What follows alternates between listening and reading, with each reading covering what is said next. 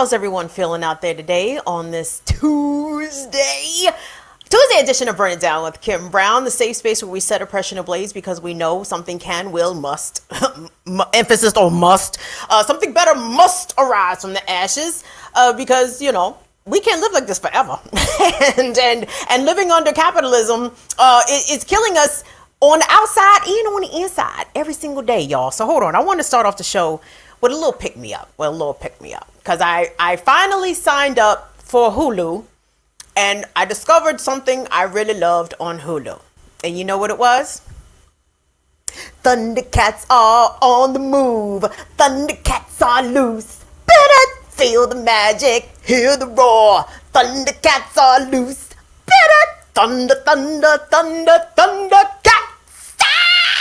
Thunder, thunder, thunder, Thundercats. Yes. Thundercats is on Hulu. How come nobody told me this? How come no one made me aware of this information? I have been binging Thundercats and it has been fucking glorious. So shout out to all the 80s kids who came home from school every day to watch Thundercats, to watch Jim and the Holograms, to watch that American militaristic propaganda, G.I. Joe.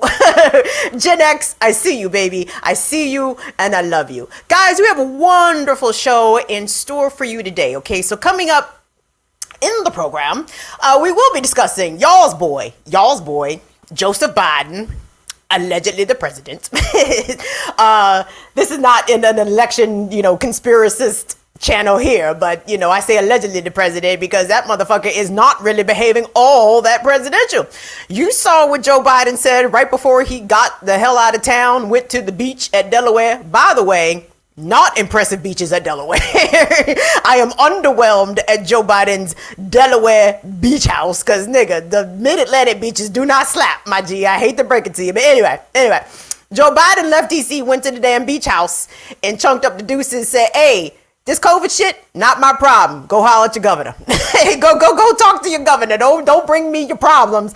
Go talk to your governor. This is not a federal solution. Lord have mercy. This is as Omicron is marching its way across the United States. We are dealing with record infections. Hospitals are stressed. And despite the fact that we have lost more people to COVID in 2021 than we did in 2020, there ain't no help coming. No help coming. We are out here on our own. So we will be talking about that.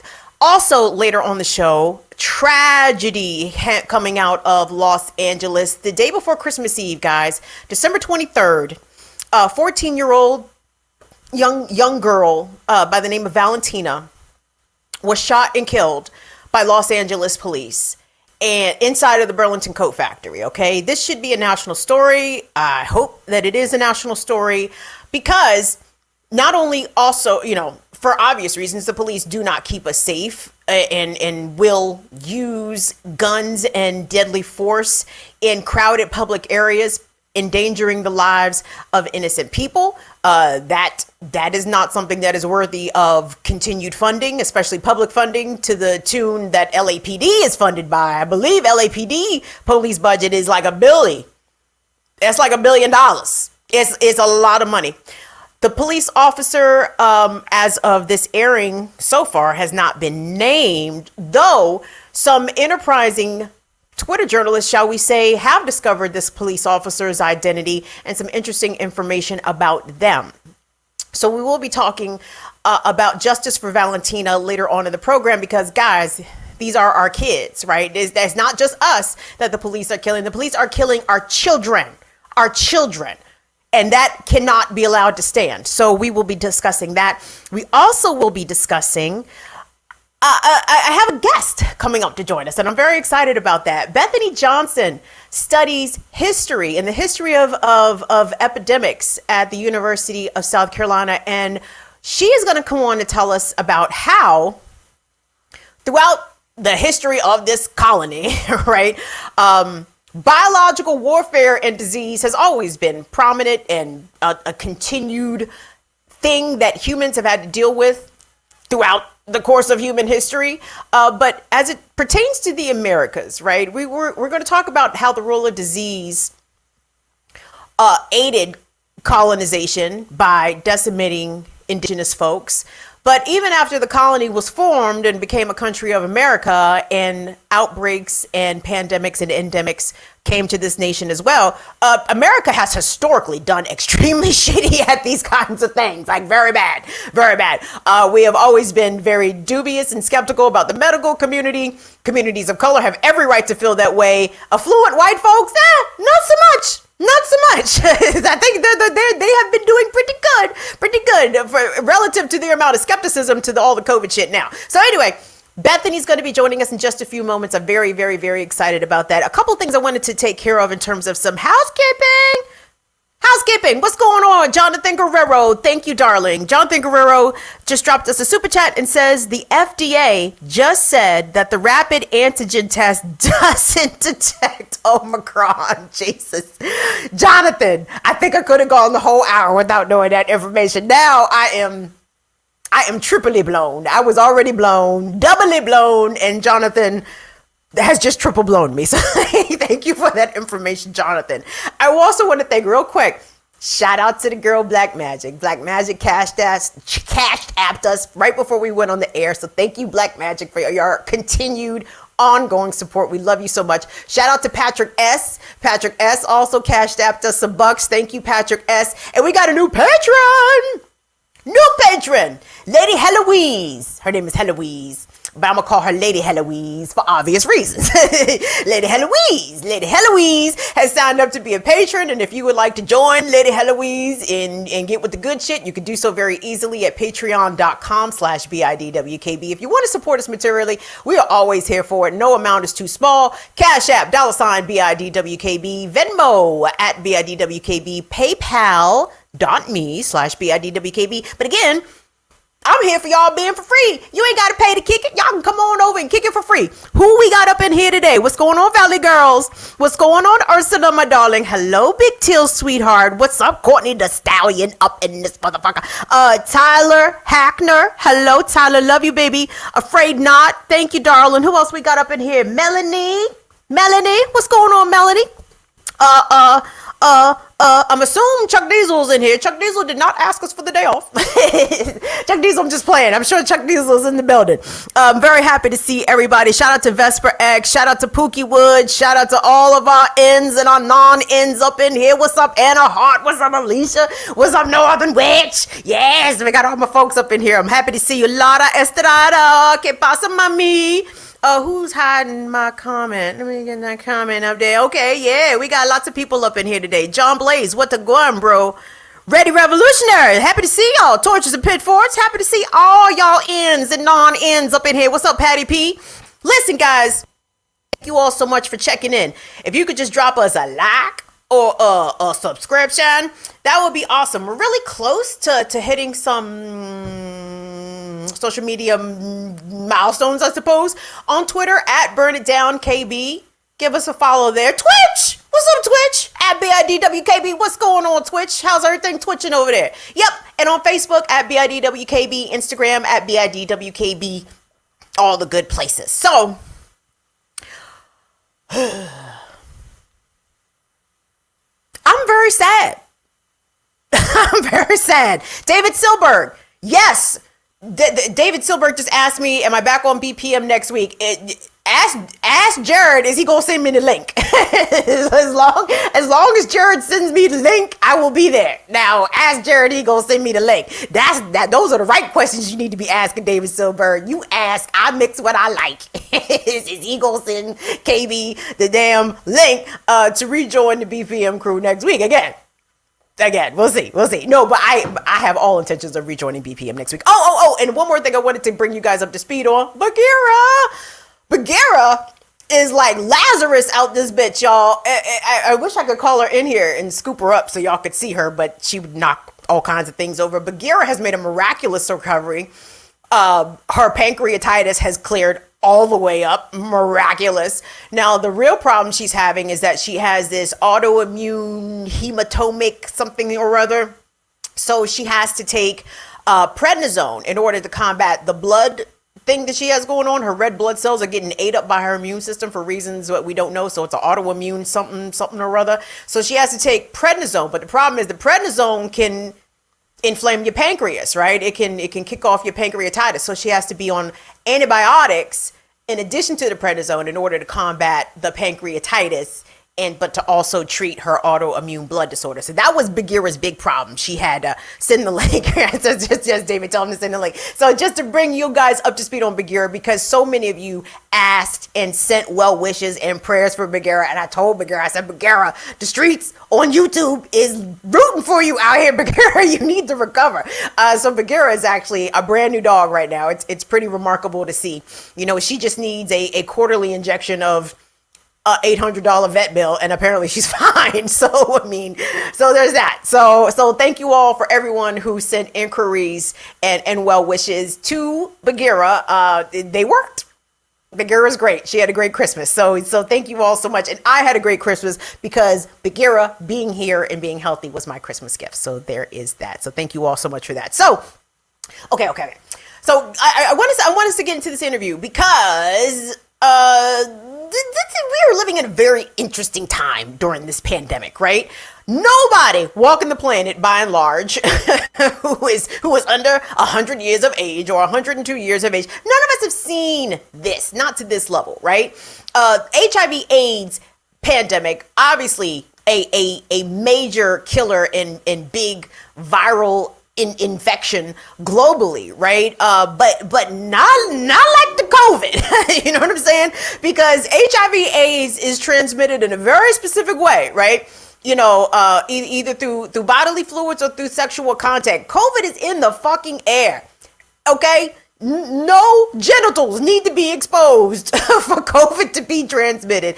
And that is what makes COVID very much a game changer. Now, the problem is, obviously, we are handling, and I say we collectively, as in we America, but not we nigga, because I ain't in charge of shit. We, the fucking federal government, them niggas is handling this shit terrible.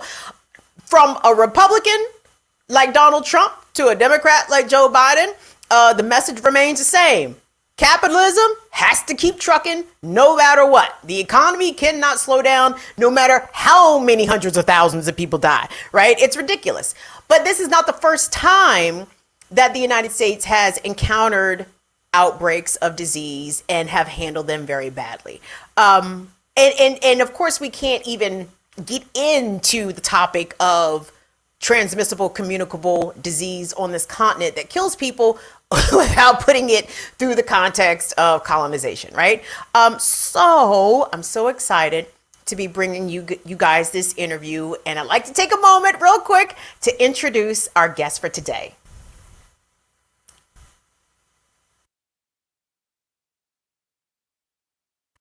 Bethany L. Johnson is a doctoral candidate in the history of science, technology, and the environment at the University of South Carolina and studies the history of epidemics and reproductive health. She is published in interdisciplinary journals such as Health Communication, Departures in Critical Qualitative Research, Journal of Holistic Nursing, and Women's Reproductive Health. Her book, which is co-authored with Dr. Margaret M. Quinlian, it's titled You're Doing It Wrong, Mothering Media and Medical Expertise. It's available now through Rutgers University Press. And Bethany is joining us today. And Bethany, I'm so excited to finally have you on. Appreciate you making time for us today on Burn It Down with Kim Brown. Thank you for making time for me. I'm so happy to be here. Okie dokie, because I just want us to hop into it because we really have a lot to discuss. I mean, because this is a really interesting topic. Obviously, the COVID pandemic has revealed a lot of gaps in American everything. Basically, our political system, our healthcare system, our economic system. A lot of things have been revealed through the COVID pandemic. But I think where a lot of us go wrong is that we really don't know how, or rather we are not taught, or we just don't care to inform ourselves about how this country has dealt with epidemics and pandemics in the past. And I think a lot of people may or may not be surprised to know that the way that the United States is handling this 2020 and 2021 COVID pandemic is very much on brand for the way Americans have dealt with these sort of things in the past. But, I want us to talk about different outbreaks of disease, ranging from most recent HIV/AIDS, all the way back to smallpox. But it's really impossible to have a conversation about infectious disease on this continent without first delving into the indigenous record and what the indigenous recordings of how disease and or outbreaks were handled, or the effects that they had on indigenous society, and how that very much changed when the European settlers, colonizers came to the Americas. So what do we know about infectious disease and pandemics from the indigenous record here in the Americas? I'm so glad you asked me that question, because there's some real spicy stuff that has come out in the last 5 years. It's really kind of, I love historian arguments. That's where I learn things. So what's the sort of thing we all heard growing up? We heard that sweet little euphemism, the Columbian Exchange, as if there were two parties that had the same size sandwich and they just passed it back and forth so they could have two flavors. We know that that's not really what happened. Obviously, historians talk about the really intense, they would say sort of dialogic or discursive exchange of flora and fauna and knowledge and all of these things based on systems of oppression, whereby Europeans thought they could take people from Africa, transplant them to the New World to extract resources, to then make things that Europeans wanted. And then some of those resources were people, some of those resources were animals and plants. The early scientists in the colonies were known botanists. That was what America was first good at, and we were a world leader in that because we were in a location where there were undiscovered things. And so I remember growing up, what I heard was, the pilgrims came, and they were seeking religious refuge, and then they happened to give smallpox to everybody, and lots of people died. And then they thought, hey, the land has been cleared for us. This is a sign from God that this country belongs to us.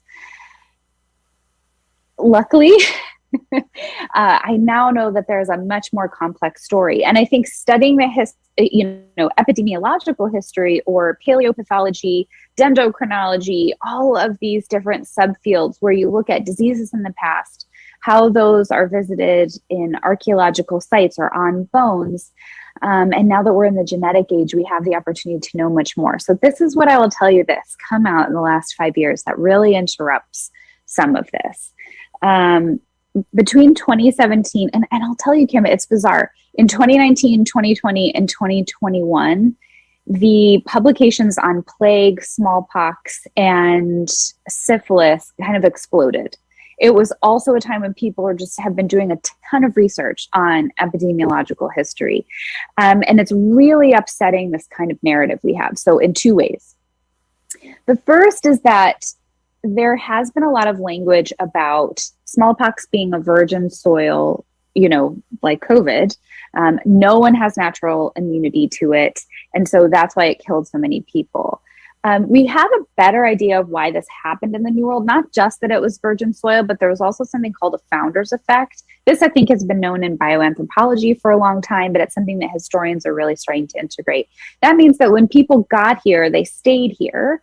And even as people spread out throughout North and South America, it was from a small group of people that originally came here. So there was a lot of genetic similarity, North and South America, which isn't necessarily a bad thing. It doesn't make you a weaker person or a person with a lesser immune system, but it does mean that your response to a virgin soil virus will be similar. So it could cause a higher death rate than it did in a place like Europe, which had a lot of influxes of people over the millennia and lots of different people living together and interbreeding and, marrying each other and all these things. So one of the things that has come about is something that challenges the idea that syphilis was the gift that was given back to the Europeans. I've heard this so offensively in so many different ways. Well, we gave them smallpox, but they gave us syphilis. There's now a lot of evidence in Europe and Italy and Spain in particular that there were people dying of syphilis and yaws, which is a in the same family of viruses well before Columbus would have gone to the New World, and well before even potentially earlier groups of, even around the time that the Vikings might have gotten to Canadian shores. So we're talking, 12th, 13th century, maybe, that we're finding skeletons now, and genetic science and paleopathology is giving us a lot more knowledge about that. So Europeans could have already had syphilis. Something else that I think is really interesting and speaks to what my ancestors did to themselves is that smallpox wasn't a virulent disease. It was more like a childhood disease. Most people lived through it. You didn't have the massive outbreaks that crippled European cities in the 18th and 19th centuries until the Europeans decided to go to Africa, take bodies, humans, societies, groups of people to the New World. Now, most Africans that they interacted with, some didn't, but many Africans were already using variolation and had protection from smallpox. That was something that we learned from Africans and Turkish people. Hold on. So you said variolation. Can you tell us what that is? So vaccination is, this is how I describe it to my students. If you do variolation, this is bad science, but the metaphor works. If you're doing variolation, you're giving someone a teaspoon of a virus. If you do vaccination, the amount of virus you're giving them would fit on the head of a pencil. It's a very different dose of viral material. Variolation means you actually cut into the arm, you take pus from an infected person, you put it into that cut and you cover it. In America, they like to do it with a walnut cap and then a cabbage leaf over it. And then you actually get smallpox. So you do actually have to have the virus. The benefit of variolation is that you don't get it in the wild. So you have more control over the initial viral dose, which can decide how bad your case is. So you can find a kid out in Boston. This is what Dr. Zabdiel Boylston did and got in a lot of trouble and almost was murdered by mobs that came to his house. He got, a kid that just had like a couple blisters on his face, not super bad, took the pus from one of those and gave it to his own child and one of the people enslaved in his home who hadn't come from Africa, but he knew about this practice from the adult enslaved man in his home. And his son and the child who was enslaved in the home did well and had lifelong immunity as a result. This was considered tantamount to attempted murder at the time because people understandably thought if you inject poisonous material in someone and they become ill, it's very likely that they will die. And sometimes people did get these small doses and their immune system really ran with it and they died from variolation. Vaccination is a much more controlled thing. And by the time we were vaccinating from smallpox, we were using the cowpox virus, which gave humans coverage against smallpox virus, but was much easier for them to deal with. I still have students today that come from Iran and China, and they will show me the little vaccination mark they have on their arm. And they're like, look, we still do it in my country. Here's mine. And our military is still vaccinated against smallpox. And so it started wrecking Europe in the 18th and 19th centuries. And it was just considered, a lot of times when students will hear about this disease, they'll be like, yeah, that's been, killing people for millennia. It has, but the reason that it probably got really bad, one of the reasons people are proposing it got so bad in Europe is because you enter this triangular mercantile trade and you're giving the virus to a lot of new people. There's a West African strain and there's a New World strain. We can show this genetically now. And it's the New World strain that got to Europe and started wreaking havoc. So maybe if they had stayed at home, they wouldn't have been dying. I'm sorry, I didn't mean to laugh, but yes, yeah, I mean, because I feel that sentiment very deeply in my soul. Yes, if they stayed home. Yeah, and like my ancestors likely laid in the bed they made in the 18th and 19th century. So we also, to your point earlier about COVID, we have to consider the ways that viruses do not care what we do. The virus's job is to find a new host and to maintain it's not really alive, but to maintain its activity as long as possible. So if we are still gathering in ways that give the virus a chance to continue to move, it will. And because we have not made it a priority to vaccinate the world, and we have taken a lot of those vaccines here at home, we will end up back in positions where we're dealing with Omicron, where our vaccines need to work harder, or we need to get a booster for that because we keep throwing it into virgin soil populations. That's what happened with Delta. Delta came out of India. That was their big second wave outbreak. So, Kim, when you were talking to me before about, the CDC and doctors coming out this spring saying, if you're vaccinated, you can gather again. I was watching the news out of India and I wasn't gathering because I was like, look, there's a lot of travel between here and India. It's no one in India's fault. We have not assisted you have some brilliant scientists in India. They make great genetic drugs. They were a big help in the HIV/AIDS crisis. That was the best material coming out of anywhere other than the US in terms of ARTs. Just great, great scientists there. And they were blocked from making a genetic virus by Moderna. That oh my gosh, and that's a whole nother topic that I would love for us to get into, maybe not today, but on a different day, because as you said, I mean, we can try to guilt Americans into getting vaccinated all we want. I mean, it's a righteous guilt trip in my opinion, but it doesn't matter if you vaccinate every single American. Every single person in the world is not vaccinated, and people travel. Commerce is still thriving, or at least attempting to thrive despite the pandemic. So the variants will still creep up out of different places around the globe, even if every single American does get vaccinated and boosted. Yep. So we have to not be stingy and be hoarding this vaccine if we ever want to be done with this pandemic. But I want us to circle back, if we could, to some history about how the U.S. has generally handled outbreaks of different disease, and I just wanted to put a pin really quick in the interactions with indigenous people and Europeans, because as you mentioned, clearly it was biological warfare, but I think we all understand that a lot of it was intentional biological warfare and some of it was incidental. But I don't know. I can't put a percentage on which one was which. So I just will be curious about your thoughts about how European disease decimated indigenous populations here in the Americas, and how much of that was or at least what does history tell us about how much of that biological warfare was intentional versus incidental? I do show a letter in my history of epidemics class that a British colonel wrote to someone in his unit. And he said, this is an infected smallpox blanket. Please take it to the Delaware Indians. That was the word he used. And make sure that they get sick. Use it in your trading. It's a letter that's still in existence. It's in a file in a British library. They keep it so that you can see it. And so I have offered quotes from this.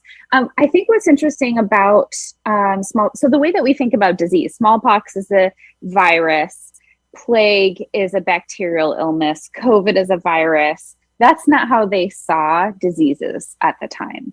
They thought that certain types of people in certain environments were more likely to become ill, and that if you controlled the environment, is a conversation called naturals and non-naturals. So where you lived, what the air was like. This is very, very old Greek science. People didn't understand diseases as distinct entities.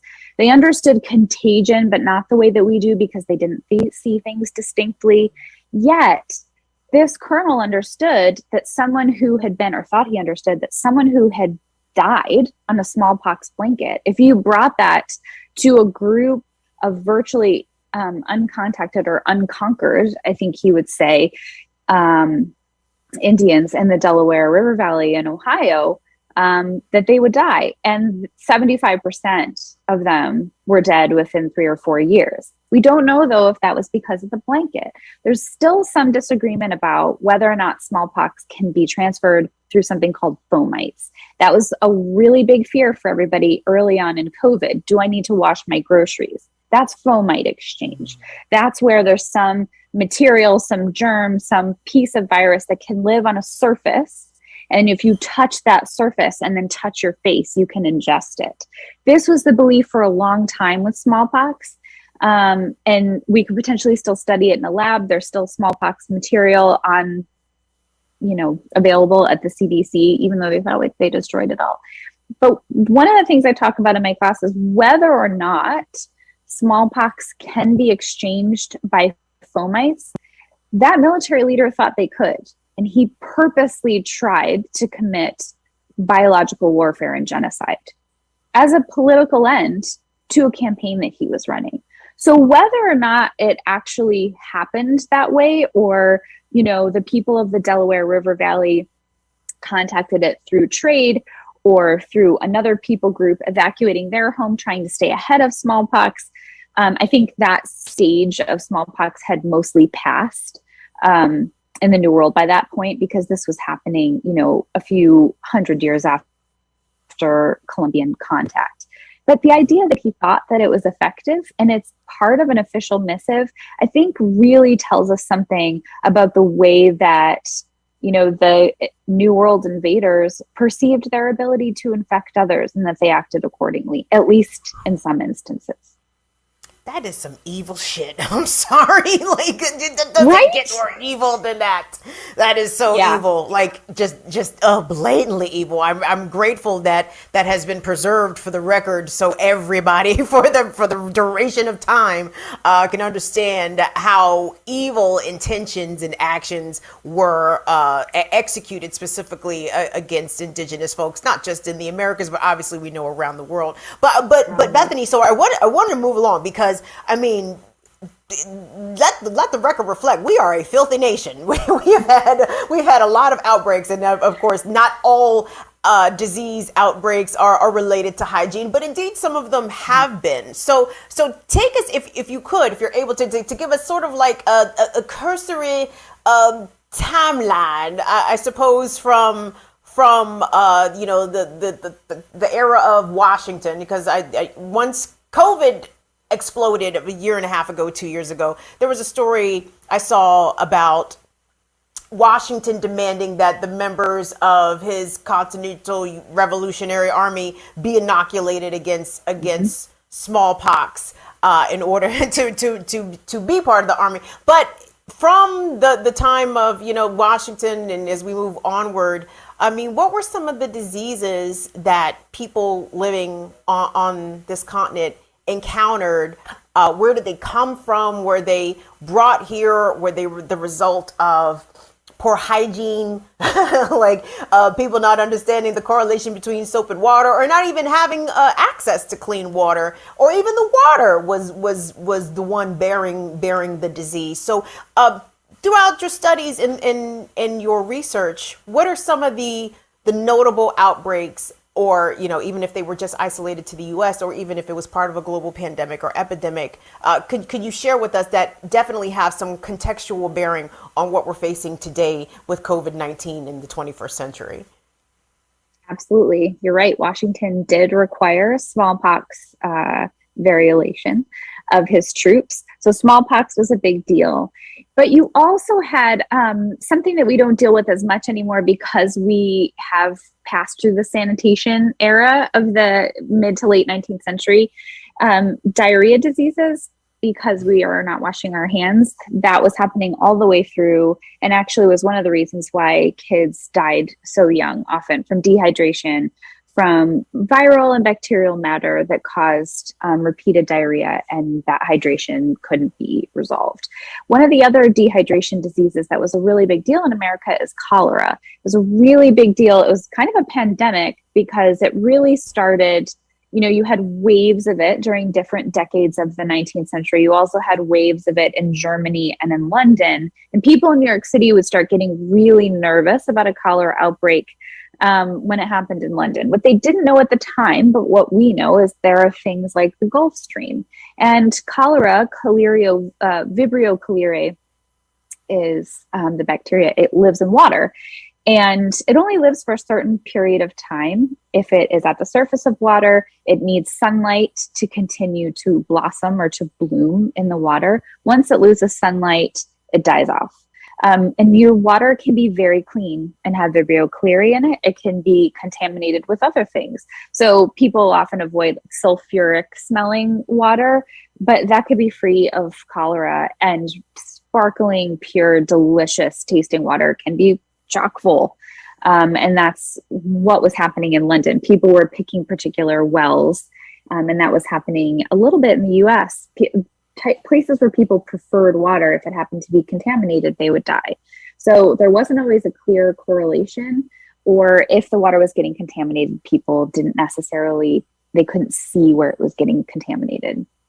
Today, if people are going to the Gulf of Mexico, anywhere on there, you can look at the CDC and they will tell you if there's a cholera bloom, and they will suggest that you don't eat oysters during a particular week because that's a raw food, and the ocean water in it can have cholera in it. So people can still get cholera, but we can rehydrate you with a particular kind of salt. It's not a terrible deal, but we still see that happening. We saw that happening because of white UN agents that were in Haiti after the last big earthquake there, because they were not careful and they were not doing sanitary things. Some other things that thousands of Haitians. I'm sorry, not to cut you off, but just I just wanted to anecdote that hundreds of thousands of Haitians died from cholera in the 21st century. So yes, absolutely. Yes, and it was totally preventable on the part of the UN officials that were there. There's nothing excusable about it. Literally nothing. And all they would have had to do was change where the latrine was. And they knew that. We knew that in the 19th century, late 19th century. Like, you keep the bathroom away from your water source. That's not new science by any stretch of the imagination. There were typhus and typhoid were huge. So you have typhoid is a bacteria. I'm sorry, Bethany, not to cut you off, but talk to us about typhoid, about what it is in terms of a bacterial infection versus a viral infection. And of course, most people have heard the name Typhoid Mary, but they don't know why she was called Typhoid Mary. And I recently discovered why she was called Typhoid Mary, because basically she was an asymptomatic carrier of typhoid, and she was spreading the disease unknowingly, and she was treated really bad for that, actually, once they figured out that it was her. But talk to us about typhoid and Typhoid Mary, and how the asymptomatic part is something that we can kind of recognize, especially with COVID being transmitted asymptomatically so much. So George Soper and Dr. George Soper and Dr. Josephine Baker were who found the woman named Mary Mallon. And I can tell you, Kim, she really disliked being called Typhoid Mary. She told Dr. Soper once, "How would you like to be called Typhoid Soper?" And she left some really spicy notes, which I really like about her. She was targeted because she was an Irish immigrant, she was a domestic worker, and she was an unmarried woman. All things that were not great to be in the early 20th century. There was an idea that there were healthy carriers before Mary Mallon. She was the first one that they were able to confirm. What's really complicated about typhoid, and the reason that Mary Mallon was insistent to her death in 1938 after being imprisoned on an island outside of New York City for most of her adult life, she insisted that she wasn't ever spreading typhoid. She paid her own money to have her fecal samples assessed at a lab in New York City, and she was able to show that they weren't always contaminated with typhoid, which is true. Healthy carriers have it's not similar to malaria in that malaria is a vector disease, but you know how malaria, the bacteria can kind of bloom in your body, and then you get another case of malaria. It's a recurrent disease. Typhoid can be like that. If you're a healthy carrier, your body can just produce the bacteria, and then other times it doesn't. And that was very confusing to folks at the time. The idea of a healthy carrier for the public was also well outside of what people understood. If you weren't sick, if you didn't have any symptoms, if you looked and felt well, how on earth could you be killing people, right? And Mary Mallon, there is a solution to, she could have really, really, really washed her hands Unfortunately, we didn't have latex gloves at the time. She could have used latex gloves and she probably would have really cut down on spreading typhoid. But interestingly, and to your point, there were other known healthy carriers in New York City. Judith Walter-Levitt talks about this in her book, Typhoid Mary, Captive to the Public's Health. There was a man named Alphonse Cotilles, and he was allowed to continue working in a bakery after he was registered as a healthy carrier. Mary Mallon was imprisoned as an adult, and she was kept away from the public. These people had very different social status. Mr. Cotilles was an Italian immigrant, which wasn't also an easy position at the time, but he was a man. He was considered a breadwinner. He was married and he had a family. He was living a more respectable life than Mary Mallon was. And so city officials thought it was okay to discipline her differently because she was dangerous. She was also told she couldn't cook and she could do laundry work instead. And George Soper, who was a middle-class white Victorian man, didn't care. He had a great paying job. He wasn't concerned that the job he was forcing Mary Mallon to leave for the other laundry work was a 50% pay cut for her. That didn't concern him. And he didn't provide, the New York City Health Department wasn't like, well, here, let's teach you to do this just job. You're literate. You have great penmanship. Here's something else that you can do that allows you the same amount of pay. And so when she stopped reporting into their department, and then there was a typhoid outbreak at a women's hospital, they found a woman named Mary Brown, who was the chef in the kitchen. And George Soper heard this and went to the hospital and found that it was Mary Mallon. And that's when they sent her for good to the island, where she could see the city, but didn't really go often. Awful. I mean, just ridiculously cruel and, classist. This was white on white violence this time. This was not a racist incident, but it was absolutely classist and misogynistic for her to be targeted and for the man, the more respectable man, to be allowed to live his life. But, Bethany, as we, we have about maybe like 10-ish minutes, a little less than 10 minutes. And I want us to talk about, we are experiencing a mass death event with the COVID-19 outbreak. 815,000 people dead in about a 2-year period, which I personally think is an undercount because we know that some states were playing fast and loose with some of the data and the causes of death, especially early on in the pandemic. And I'm talking specifically to you, New York State and Florida. And New York. They were playing fast and loose with the numbers. So I personally think, and this is just my opinion, that the number of dead Americans or people who lived in this country dead from COVID is probably closer to 1 million, if not more than 1 million. So, but this is a mass death event, and I'm horrified at the way that it's being received by our political leaders and even by some members. Now, I won't say the members of the medical community, because they have been sounding the alarm and being like, this is really bad, like we have to do something, and we're just not getting the help politically and from the government. But when has there been mass death events due to disease or outbreak where, in your opinion and in your research, that you felt as though the elected officials responded in a very productive, efficient way, or health officials responded in a productive and efficient way? And on the other side, is there an incident in America's history of disease or outbreak where it's been handled bad, like COVID has been handled very bad by now two presidents of 2 different political parties? Yeah, I think that by current day standards, we haven't had an epidemic that has been handled well, largely because over history, most people have considered disease personal responsibility. That's not how bacteria and viruses work. They don't care if one is being responsible and other people in the community aren't. That just means you're all connected and you can all die. There have been, class differentials. People were less concerned about cholera when it was happening in tenement housing. And then when it started creeping into white middle class neighborhoods, there was a lot of concern about it. But they thought that it was a certain class of people infecting others, not understanding yet that it was part of the water. What I am seeing with COVID that is different but still somewhat comparable. So what's different about COVID is the way people are getting their information. We have never had, and this is including HIV and AIDS, we have never had a pandemic that involved global social media before. The number of places that people can get information is unheard of in human history.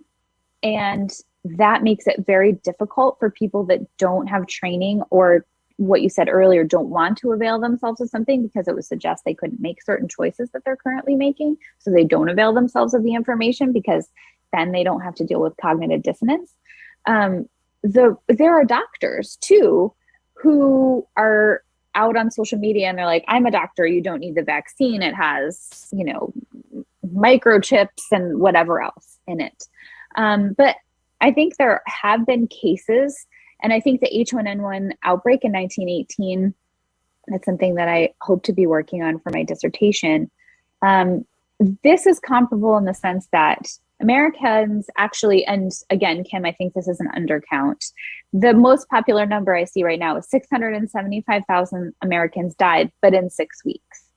And that was really because there was nothing that we could do about the flu.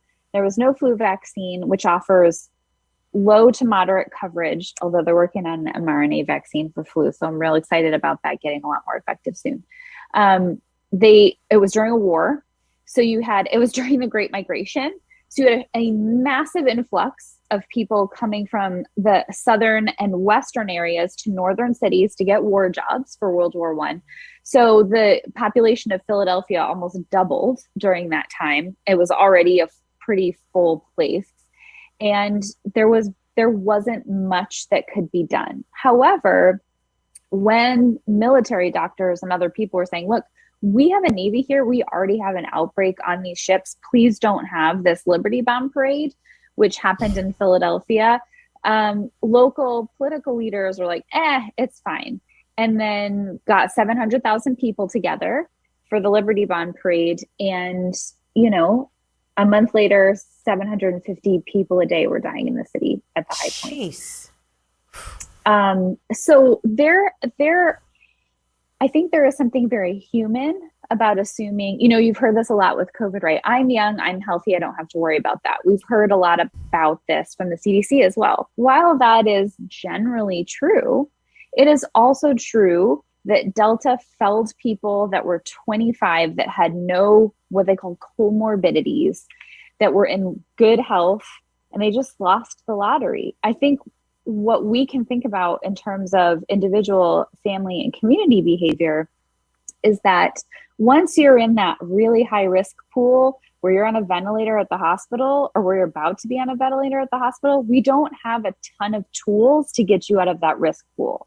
So do you know what I mean? So it's not that it's super risky that most people will end up in the hospital. We've seen that. But once you're in the hospital, we have very few tools to actually get you back out and healthy. And so your job is to not get in that risk pool, because your chances are real bad once you're in there. There's a 10% chance that you come off a ventilator, right? I mean, that's to me what makes COVID so personally terrifying. I'm a relatively healthy woman in my early 40s. I don't have any comorbidities, but I'm terrified of COVID. I'm terrified of it because I've seen, at least even anecdotally or even on a mass level, how so-called young people are being taken down by this. And there's no sort of rhyme or reason. It doesn't really matter if you're healthy. I mean, it doesn't really matter if you're healthy, because if COVID decides to jump on you, as I've been saying, lights out. I do not ever want to be put in a position where a doctor is telling me I'm about to be intubated in 10 minutes. Like that has got to be some of the scariest moments of your life. And as you said, if you come on the ventilator and you get intubated, there's no guarantee that you're coming off of it, at least not alive, and certainly without extreme recoveries and long road ahead of you. But the last question I wanted to ask you, Bethany, when it comes to vaccinations, and you've taught me something new with Variolations, and I'm very excited about that. So thank you for sharing that information. But the vaccine hesitancy, as it's called or widely reported upon in mainstream press, The U.S., I can't recall exactly what our vaccination rate is now, but I'm fairly certain it's north of 80%. But we still have literally tens of millions of people who remain unvaccinated, and a lot of those people seem to be firm in that decision and in that stance. They will not be vaccinated literally under any circumstances unless some sort of mandate is put into place. And even then, it's no guarantee that they will receive the vaccine. But this is very on brand. This is a very on brand stance historically for Americans when presented with vaccine options to combat disease. Talk to us about how Americans being vaccine reluctant and to have a lot of doubts towards the medical community for these vaccine or the treatments of the disease, how this is a very common and reoccurring sentiment throughout the history of this country. Yeah, so one of the things that is very interesting is that it depends who's getting the vaccine. So a very different thing happened with polio, because that was mostly kids. It was mostly kids and teenagers who were ending up in the hospital and who were ending up paralyzed.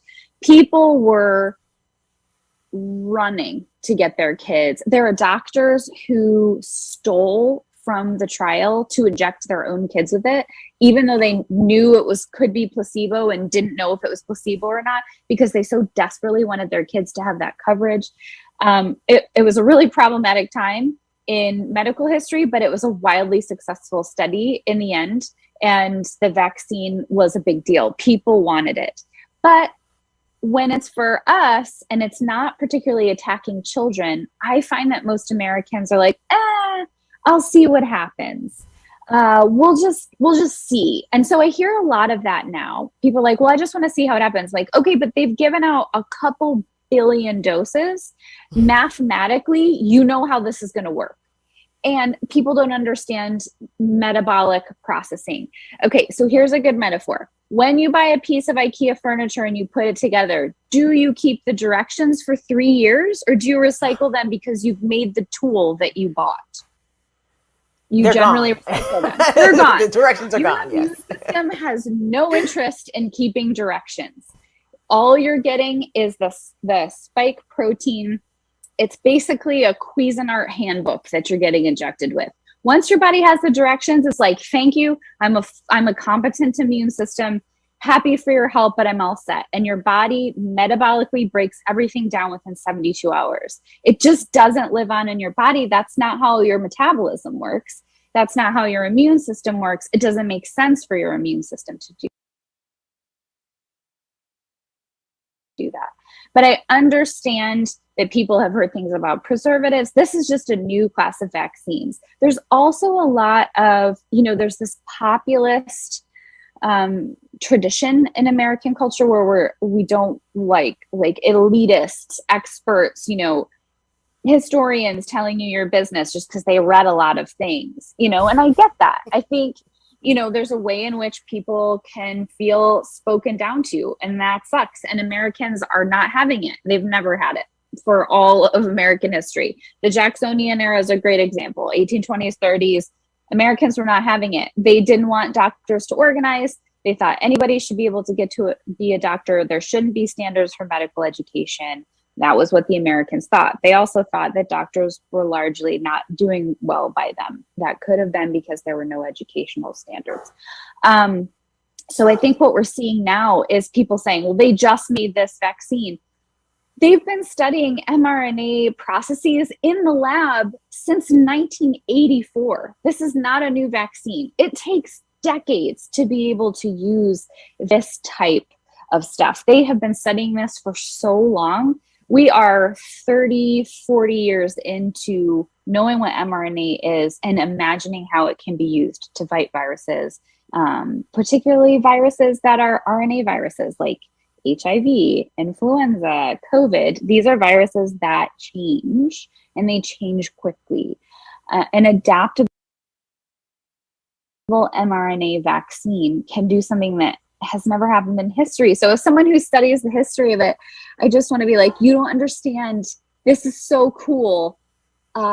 This is like the gold standard. This is probably one of the safer vaccines that we've ever had. But we have had history of, people Yeah, it's been different over time. And there was a risk for the smallpox vaccine. So we worked really hard to eradicate smallpox because there were risks associated with it. You couldn't control the reaction to the cowpox virus as well as people wanted to. And sometimes people got really high fevers and were sick for, a couple of weeks. And we don't have to worry about that anymore because we eradicated it.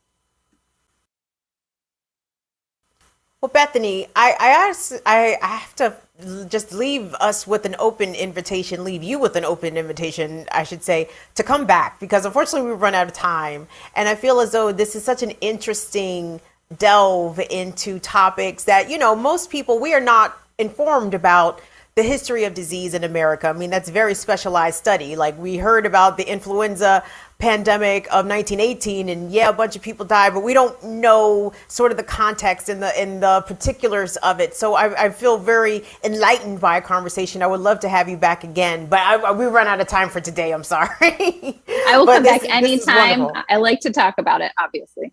Oh, wonderful, wonderful. Well, then that's an open invite. You're welcome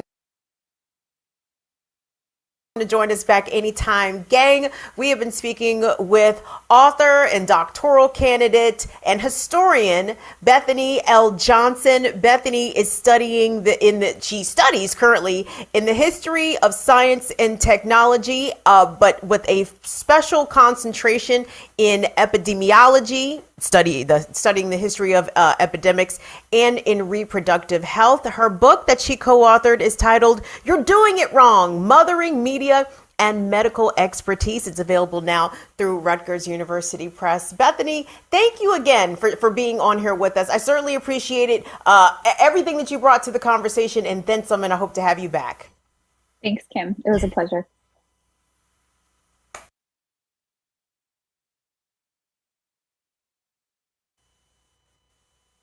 Thanks again to Bethany Johnson. You guys had amazing questions and reactions to some of the information that Bethany was sharing with us in the chat. Shout out to Rain DeSud. Rain DeSud says, is denying people Medicare for all a form of biological warfare? Yes, yes, it is. It is absolutely that. And Melanie in the chat also said about Flint, Michigan, and the water crisis that is happening in Flint, where people are still experiencing levels of bacteria. There was a Legionnaire's disease outbreak at the height of the Flint water crisis, and people died. And again, y'all, apparently, are we ungovernable? Like, what the fuck are these motherfuckers doing? Like, what are y'all doing?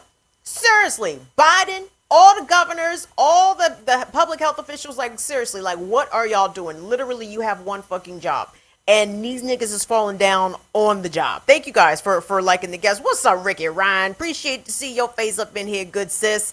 And we got some new folks up in here as well. Appreciate y'all checking in. What's up, Vespa X? Love you, baby. Shout out to Ready Revolutionary. Real quick, a reminder, y'all, coming up after the show. Tunde, are we gonna be? Can I finish the rest of the show, or should I? Am I good or what? If I can zip through the shit, boom. All right, so we got the AMA coming up after the show, even though I have a couple more topics I want to get into. So all the patrons, come on through, drop your questions under the post over there on Patreon, and we will get rolling on the AMA as soon as tonight is completed. And real quick, what the fuck else did I want to ask y'all? Fuck it. You know what? We just gonna keep pushing, because you know what? I smoke a lot of weed. Sometimes I forget shit, and that's just the way it is. So we will proceed and continue to rock the mic. So y'all's boy, Joe Biden. I'm not going to even play that shit, that clip that's floating around social media, because I know y'all seen it. I know y'all seen it already, because Biden gave a press conference yesterday and was explaining how he had been in a conference call with all the governors. And the clip that is making the rounds is that Joe Biden says that there is no federal solution to COVID. It's up to the governors. It's up to the states, right? Joe Biden got up on his states' rights soapbox and started screaming out states' rights, just like the old Dixiecrats. I knew old fucking Jim Crow Joe, Dixiecrat to the fucking end, right? So, yeah, no federal solution, right? Despite the fact that we are seeing record cases of COVID. What is it? Where are we at? 200,000 new cases, new infections every day. And thank you all very much. Real quick, let me make one correction to something that I said during the interview with Bethany. I said erroneously that the vaccination rate nationally is north of 80%. Nope, that's all wrong. That's all wrong. 73% of Americans have received at least one dose. 61% of Americans are fully vaccinated, and only 20% of people have received the booster. So no, I gave a erroneous statistic. 80% of the United States is not vaccinated. So let me definitely clear that up. And thank you all so much who pointed that out, or at least with the question marks. Y'all was like, really, Kim? Question mark? Are you sure? Question mark? So let me do my fucking Googles real quick. And yes, okay, so there we go. So I wanted to say that. But moving along here, guys, because COVID is still wrecking shop. The federal government and the state governments are saying, you know what? I guess y'all niggas gonna have to figure this shit out, because we are not shutting down. We will not widely be resuming virtual learning for your children, even though a good chunk of your children are not eligible to be vaccinated. So there's that. What else? We will not be offering rental assistance or eviction protection, despite the fact that inflation is out the fucking wazoo and people very much are still struggling out here financially. Even though the COVID conditions are worse, the federal and state governments have decided to do even less for us, the citizenry, the residents of this piss poor ass nation. They're going to do even less as COVID continues to fucking wreck shop. And why are they going to do less? How are they going to do less? Well, there's a lot of complicity going on here. Obviously, we know capitalism is the root of this entire evil. Not necessarily the root of the disease, because disease, as we have known throughout human history, come and go. And the capitalism helps to spread the shit around. Absolutely. Capitalism, I guess, helps to make the shit even more deadly. With the global economy, the more the virus circulates, the more it mutates and new variants, and then the variants get new variants, and then it's a big fucking problem, as we are currently experiencing. But apparently Joe Biden and all of our governors have decided that, you know, we are on our fucking own. And the reason that we're on our own, again, goes back to capitalism. So CEOs, guys, CEOs are really running the CDC. Okay, make no mistake about that. Make no mistake about that. And let me just be clear. So as we know that the CDC has revised their COVID guidelines, their isolation guidelines, should you test positive. So initially the suggestion, actually, you know what? Let's let this nigga Dr. Fauci just tell y'all. Hold on. Oh, actually, hold on. Let's go to B2. Let's roll with B2 first here, Tunde. So Fauci has been making the rounds. You know, Fauci's the head nigga in charge over there, the National Institute for Infectious Diseases, or whatever the fuck Fauci would be over there running. So Fauci's making the rounds about these revised CDC guidelines. Now, despite the fact that we have a more transmissible variant in Omicron, more transmissible than Delta, not allegedly more deadlier than Delta, but more transmissible. I mean, people are in the hospital, man. The hospitals are stressed the fuck out. Clearly, COVID is still jumping on people, right? But Fauci said, no. If you test positive, don't worry.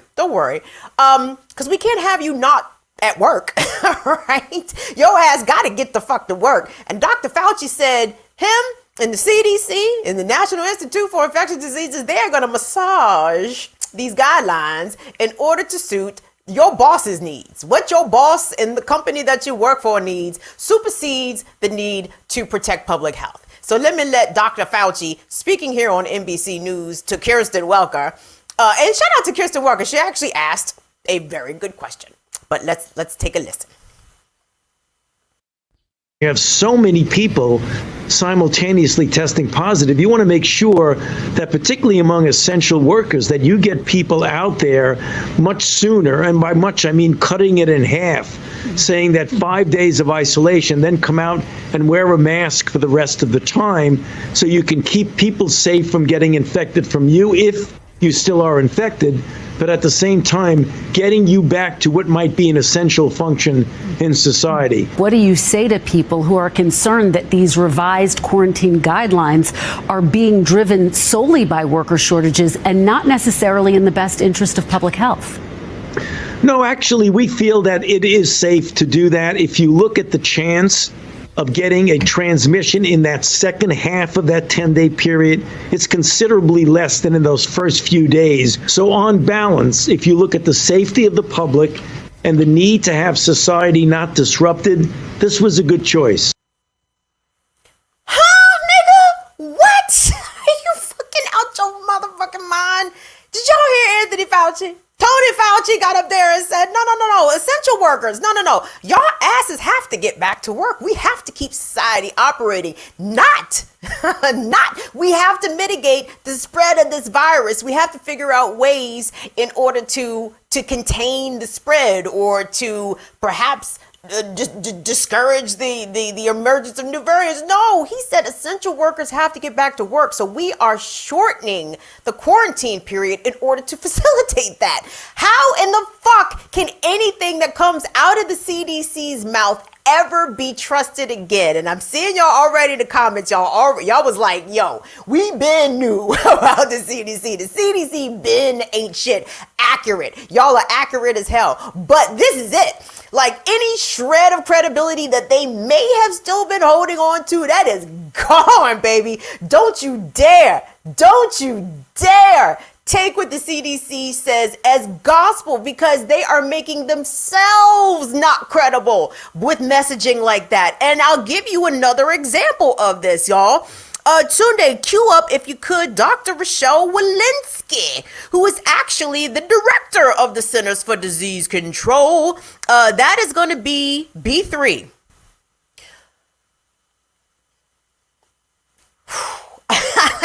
I'm sorry, I'm almost at a loss for words, because when you have the nation's top health officials blatantly giving people fucked up advice, how the fuck do you take that? Like, how are we as the public supposed to receive that? You know what I mean? I mean, with a healthy dose of skepticism, yes. That is exactly how we are receiving it. Probably even more than skepticism at this point. And I don't like to be in party with these fucking goofy ass anti-maskers, you know what I'm saying, who be, oh, the CDC trying to kill us all. I mean, shit, maybe an argument can be made for that. So listen to CDC Director Dr. Rochelle Walensky. This is back in May, guys, May of 2021. I believe this clip is from May the 13th. And gang, just listen to how ass backwards this shit sounds right now in December. Listen to Dr. Rochelle Walensky. We know that in the rare event that people get infected after a vaccine, the resulting infection is more likely to have a lower viral load, be shorter in duration, and likely less risky of transmission to others. Considering all of these factors, the data on vaccine effectiveness, the science on their ability to protect against circulating variants, and our growing understanding of the low risk of transmission to others, combined with universal access to vaccines for those 12 and older, today, CDC is updating our guidance for fully vaccinated people. Anyone who is fully vaccinated can participate in indoor and outdoor activities, large or small, without wearing a mask or physical distancing. If you are fully vaccinated, you can start doing the things that you had stopped doing because of the pandemic. We have all longed for this moment when we can get back to some sense of normalcy. Yes, the repeated attempts to get us back to normalcy is why the fuck we're in the midst of a ginormous surge, some of the worst numbers, infection numbers that we have seen throughout the pandemic.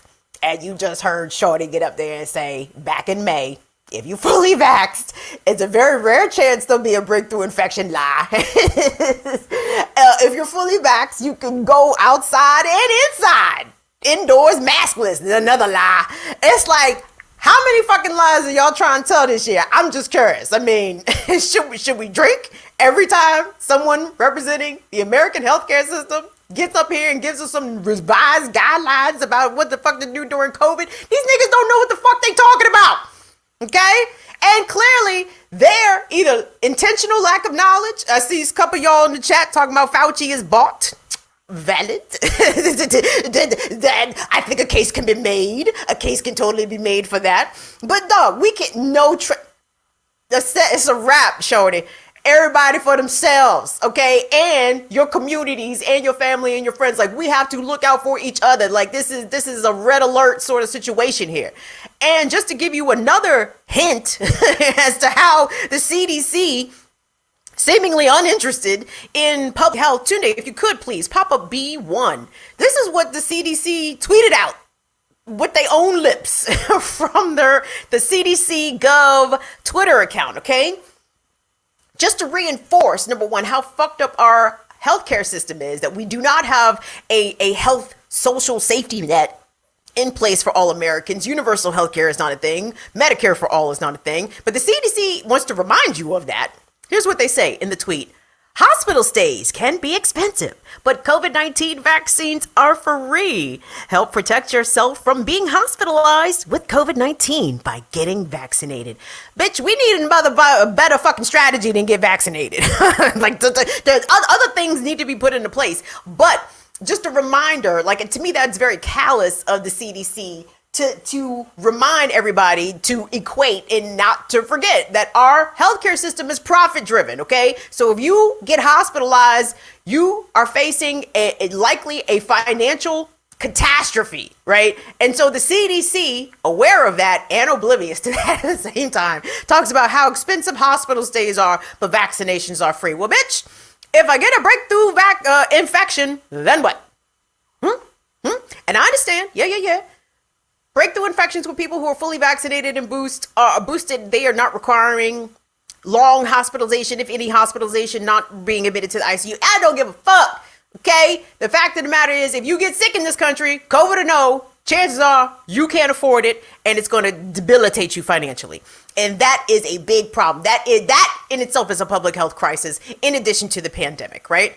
So there's that. How is Omicron doing in your neck of the woods? Because let me assure you, here in Maryland, it's doing good and bad. What I mean is Omicron is doing fantastic. The state response to Omicron is very bad.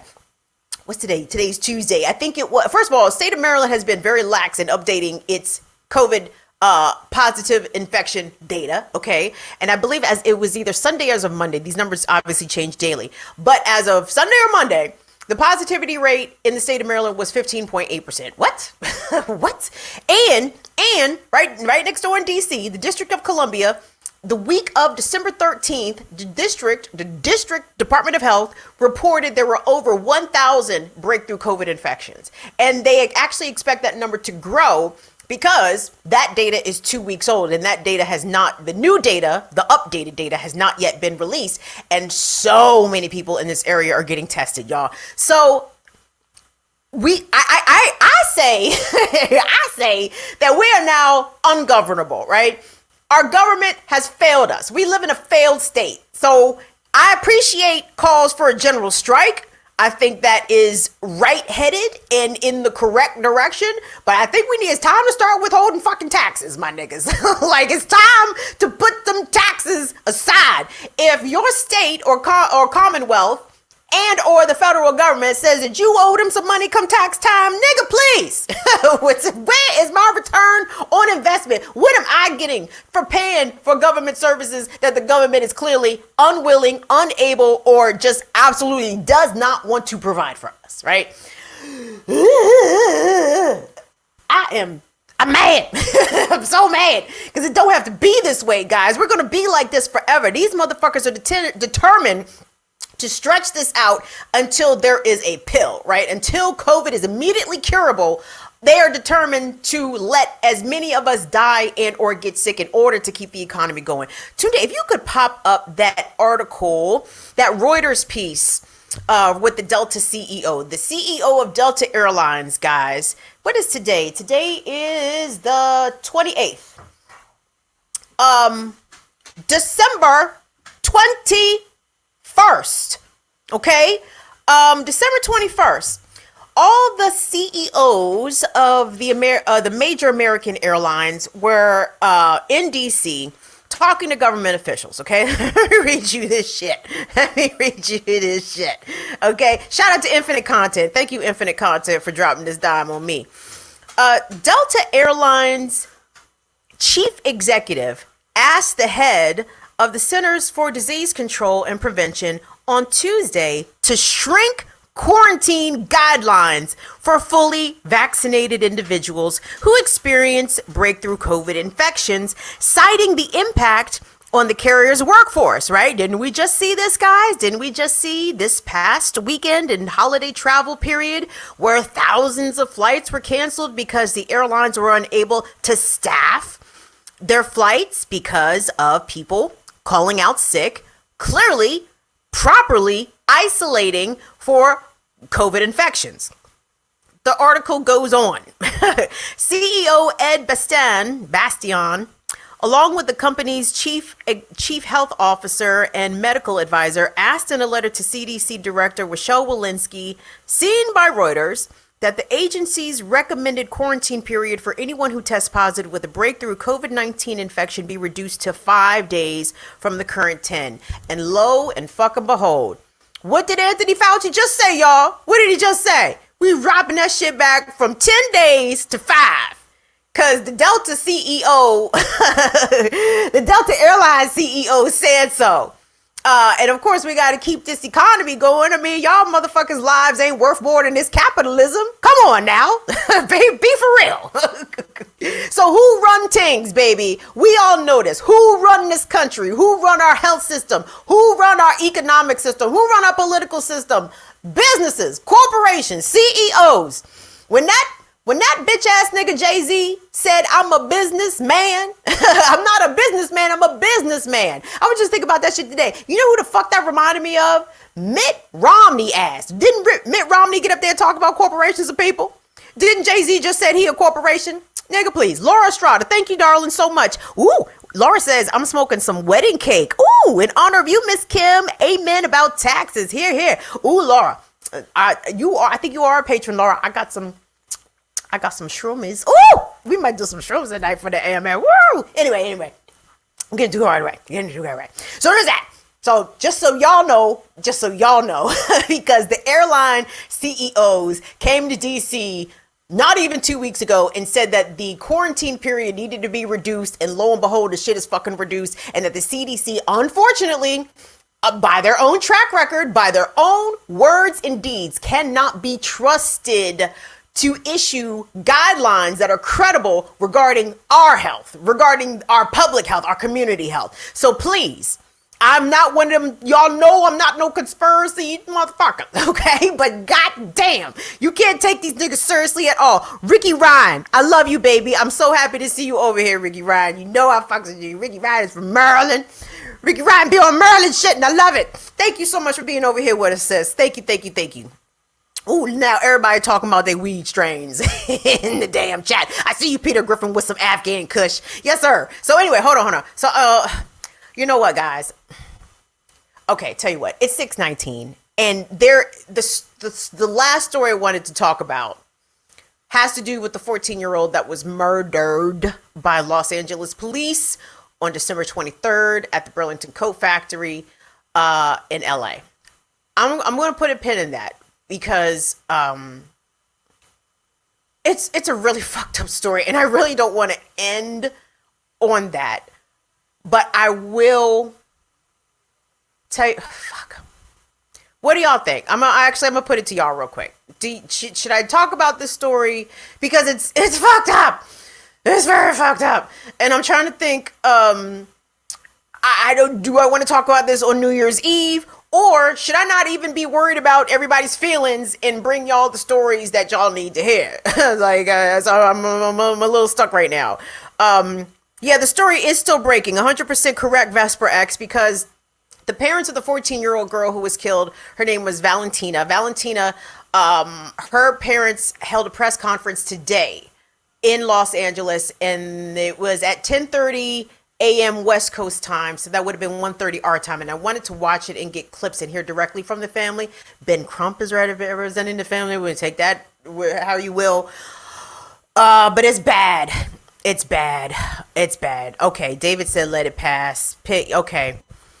If we don't talk about this Friday, which I'm leaning towards not talking about because it is New Year's Eve, and not to say that we should not be dealing with heavy stuff on so-called holidays, but we've had a rough year and it's ending rough. So maybe we'll save this story for next Tuesday. So hopefully there will be more to report about what happened to Valentina, even though I know what happened to Valentina. You know what happened to Valentina. Valentina and her mother were in Burlington Coat Factory minding a fucking business, and the pigs came in shooting. Period, point blank. This 14-year-old girl is dead, died, wasn't doing anything to deserve anything like that. She just got here too. She was an immigrant from Chile. She and her mother had just came to the U.S. It's devastating. So anyway, we'll save that for Tuesday. Okay, so tell you what, patrons, this is what you need to do. You need to find your drugs. Go get them. I don't know if y'all drinking tonight. I don't know if y'all smoking tonight. I don't know if y'all tripping balls tonight. But go on and get your accessories, and we will reconvene back here at the Spit-Ot in about 10-ish minutes. Maybe let's say, what'd you say? Can we do like 6:35 today, or what do you think? Tunde says 6:40, and it is. By the way, Tunde, somebody made a very funny joke, not today, but a different day, when I made a comment about holding you hostage, and somebody said Tunde needs a union. I said, Tunde union, yes, Tunde might need a union. Yes, Tunde be his own shop steward and everything. So there's that. So here we go. 6:40, patrons, come on through with your questions. And yes, I got your presents. I got presents. People said our stuff. I think Alicia said our stuff. Oh, wait. I shouldn't be putting people's addresses on the internet. Anyway, delete that.